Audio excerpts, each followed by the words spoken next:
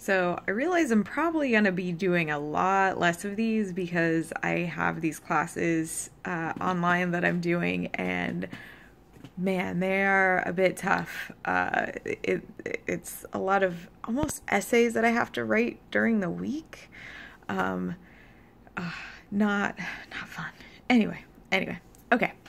So I read this article called "How a Psychotherapist Dealt with His Fat Bias," and it's on Psychology Today.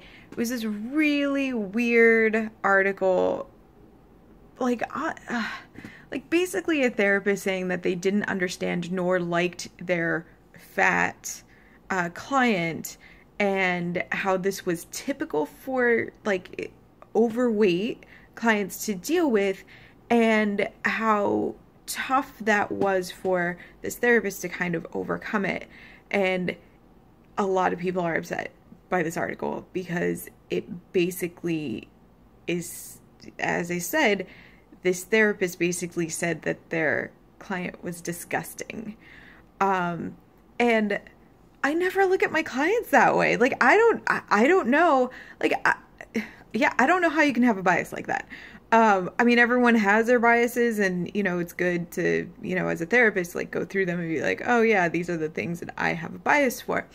But, like, overweight? Really? Like, have you not talked to anyone who's ever, like, experienced any weight issues? It boggles my mind. And I know that they know that they're overweight.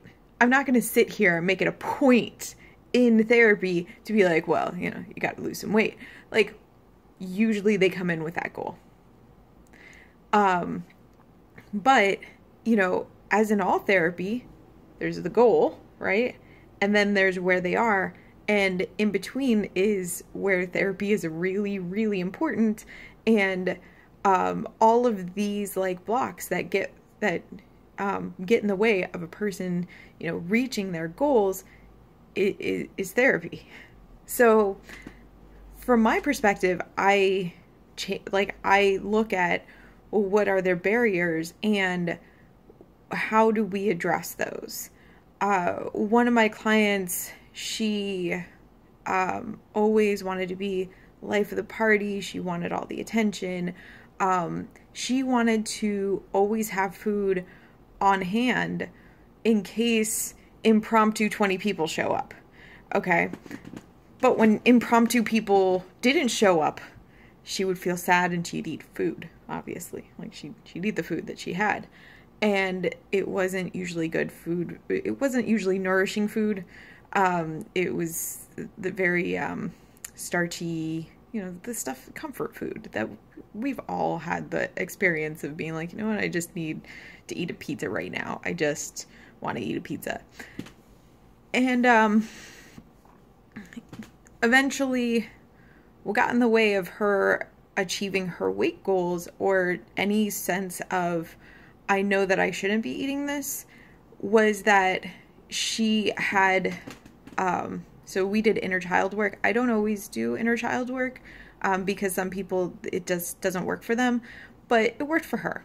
And it worked really well for her because once she was able to kind of like get a handle on, is this me or is this my inner child? She was able to much better assess, okay, do I want to have huge cupcake with frosting or is that my inner child?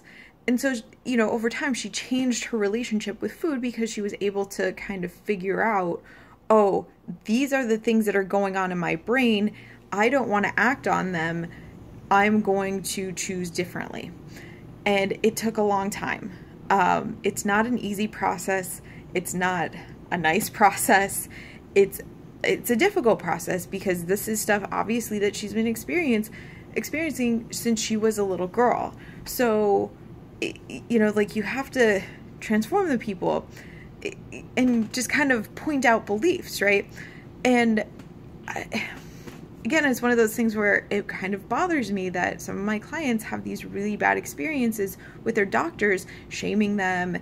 And one of my clients doesn't want to be told his weight because like, he really, really focuses on it, and he's like, oh, if I do this, then it's this, and you know, like, he can't be told his weight when he goes in to get weighed, and he has medication that they need to take blood tests, so they do need to weigh him, and they tell him his weight, even though he tells them that he doesn't want to hear it and that he doesn't want to know it.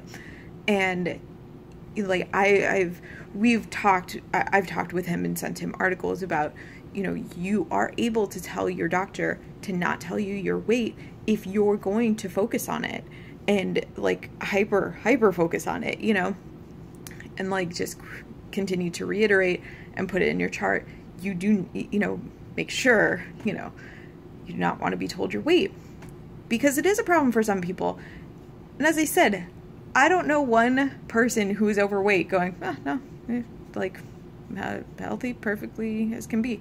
They'll say it as a defense, of course, but, you know, therapy is a little bit different. I get not the standard responses. I get someone who's like, yeah, I know this is an issue. And I'm not usually the one to bring it up to them. I'm just like, hey, you know, what are your goals for this week? And that's when, you know, they'll tell me, okay, I want to work on, you know, walking a little bit more. Awesome. If you can walk for 10 minutes, go for it. You know, I'm not here to sit there and make that ultimate judgment, I guess, on people and their weight and make them feel terrible. Like, I don't know if I would want to have a therapist who's not very understanding and compassionate and all of that. And so I'm a little surprised in this article that this person stayed, that they had this overweight client who stayed. And basically, when they had an open and frank discussion about it, it was, everyone treats me this way. It doesn't matter.